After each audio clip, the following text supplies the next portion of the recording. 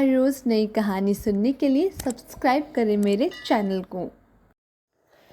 हिंदू धर्म में श्रावण मास का अपना महत्व है। इस महीने में घर की बहू को उसके ससुराल वाले लहरिया उड़ाते हैं।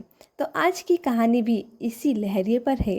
कहानी शुरू करने से पहले आपको दे देती हूँ छोटा सा इंट्रो। सीमा नाम की एक महिला को आज अपनी सास की बहुत याद आ रही थी, जो कि अब इस दुनिया में नहीं रही।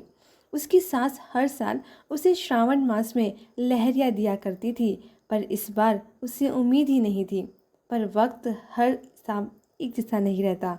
वक्त हर इंसान को बदल ही देता है, और इस बार सीमा के ससुर जी बदल गए थे। उन्होंने सीमा के लिए क्या कुछ किया, आइए ये पूरी कहानी में सुनते हैं। उससे पहले आप सभी का स्वागत करती हूँ हिंदी कहानियाँ चैनल में, और मैं हूँ तृप्ति। सीमा को आज शाम से ही सासू माँ की बहुत याद आ रही थी। कल सिंजारा है।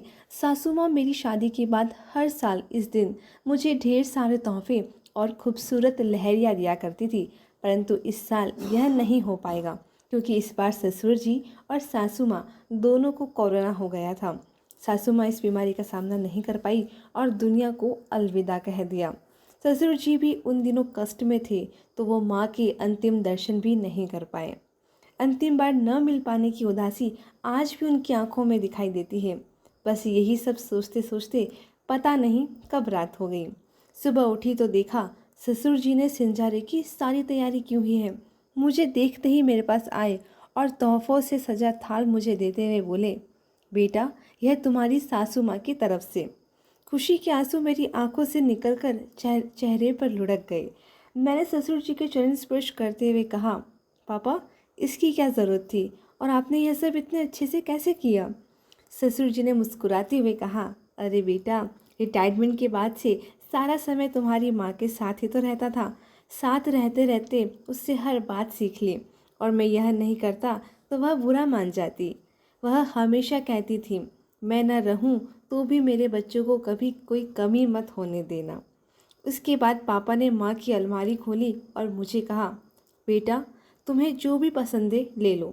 वैसे तो सासू माँ की सब चीज़ें बहुत ही खूबसूरत थी, पर उनका एक हरा लहरिया मुझे बहुत पसंद था। मैंने कहा, पापा, मैं ये ले लूँ?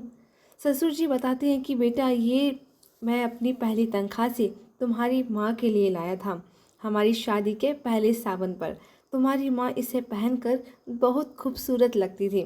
वह हमेशा कहती थी, जब भी मैं दुनिया से चली जाऊं, मुझे यही पहनाकर विदा करना। बेटा, मैं उसकी यह इच्छा पूरी नहीं कर पाया। अब सोचता हूँ जब मैं इस दुनिया से जाऊंगा तो इसे साथ लेकर जाऊंगा, उसे देने के लिए। मैंने पापा को रोकते हुए कहा, प्लीज़ पापा, ऐसी बात मत कीजिए। हम आपका साथ कभी नहीं खोना चाहेंगे। ससुर जी ने कहा, बेटा, तुम्हें जो चाहिए ले लो, बस ये हरा लहरिया रहने दो।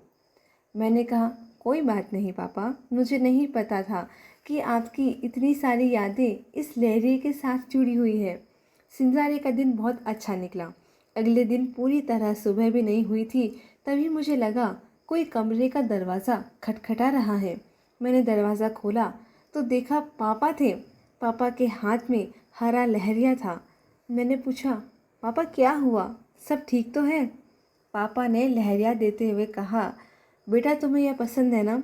मैं कुछ कहती उससे पहले ही पापा बोल पड़े, तुम्हारी माँ आई थी सपने में, मुझे डांटते हुए बोली, बहू ने पहली बार तुमसे सिंजारे पर कुछ मांगा और तुमने इनकार कर दिया। जाओ, अभी उसे यह लहरिया देकर आओ। मुझे अपनी खुशनसीबी पर यकीन नहीं हो रहा था। कितने अच्छे सास ससुर मिले हैं मुझे। सुबह तीज पर मायके जाने के लिए मैंने वही हरा लहरिया पहना, और ससुर जी ने सासू माँ की तरफ से मेरी नज़र उतारते हुए मुस्कुराकर कहा, यह भी तुम्हारी माँ ने सिखाया है। सच में सासू माँ ने न होते हुए भी मेरे सिंजारे और तीज को इतना खास बनाया। यह हरा लहरिया मेरे लिए उनका प्यार और आशीर्वाद है। तो ये थी आज की कहानी। स्पेशली ये कहानी मुझे तो बहुत पसंद आई है। आप सबकी क्या राय है इस कहानी को लेके, मुझे कमेंट सेक्शन में कमेंट करके ज़रूर बताइएगा।